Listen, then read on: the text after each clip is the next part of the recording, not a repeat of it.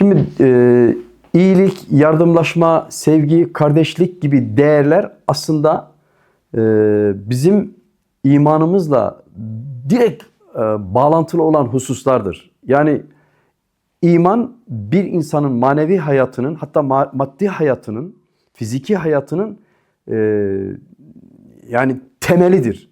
Bu olmadığı zaman, yani iman olmadığı zaman sevgiden bahsedemezsiniz.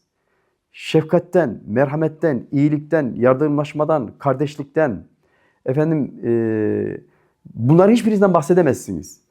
Çünkü iman bizi iyilik ve güzelliklere, yardımlaşmaya, dayanışmaya iten manevi bir güçtür.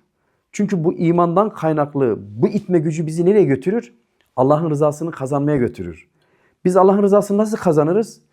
Çevremizde gördüğümüz fakire, yetime, yoksula ya da sizin yardımınıza muhtaç olan, sadece maddi olarak değil, bir sözle bile olsa, bir tebessümle bile olsa sizin tebessümünüze, kelimenize, güzel bir cümlenize, kelimenize muhtaç olan insanlara bunları söylemekle biz Rabbimizin rızasını kazanmış oluruz.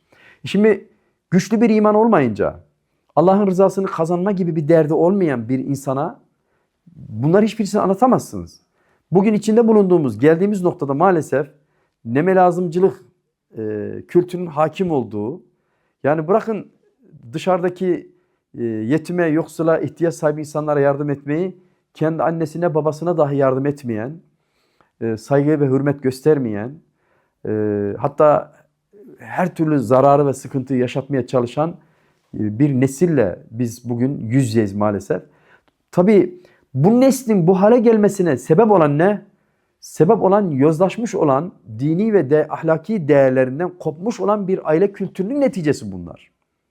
Yani onun için zaten Allahu Teala bize Allah'ın emrettiği şekilde evlenmeyi, nikah dairesinde evlenmeyi, helal dairesinde hayat yaşamayı ve böylece hayırlı nesiller yetiştirmeyi bize emretmiş. Şimdi bunlar olmayınca, yani annede babada çocuğuna verecek iman, ibadet, dini kültür, ahlaki değerler yaşayarak, uygulayarak veremeyince, dolayısıyla çocuk sosyal medyadan, dışarıdan, dizilerden, filmlerden, yabancı dizilerden beslenen bir nesil. Oradan beslenen bir nesilden de siz hayır adına, iyilik ve yardımlaşma, sevgi ve dayanışma, kardeşlik adına hiçbir şey bekleyemezsiniz. Çünkü iman olmayınca hiçbir şey olmaz. Çünkü insanı güçlü kılan şey güçlü imanıdır. İnsanı güzel kılan şey ahlakının güzelliğidir. İnsanı kaliteli kılan şey haram helal hassasiyetidir. Ve insanı değerli kılan, insanı yücelten şey hoşgörüsü, affediciliği ve yardımseverliğidir. Ve şunu unutmamak lazım. Bir insan ne kadar severse o kadar sevilir. Bu gerek Rabbimiz olsun, gerekse birbirimiz arasında olsun. Sevdiğiniz kadar sevilirsiniz. Verdiğiniz kadar verilirsiniz. Şefkat ettiğiniz zaman kadar şefkat görürsünüz. Merhamet ettiğiniz kadar merhamet görürsünüz. Değer verdiğiniz kadar değer görürsünüz.